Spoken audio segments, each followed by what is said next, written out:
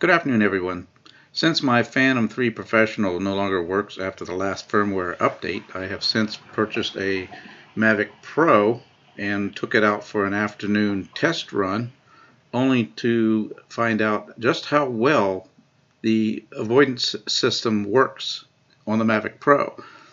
If you'll look to the left, you'll see the farm, and shortly you'll see a flock of birds come out around the center of the screen and then pass me on my left, and you'll see what happens moments later.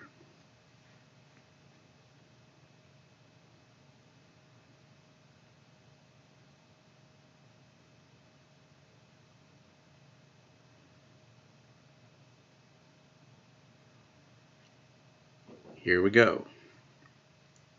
Pass number 1. Pass number 2. And you will see that the birds resume their pattern and go back to the farm on the left, and it proved very effective for the avoidance system because it stopped it instantly.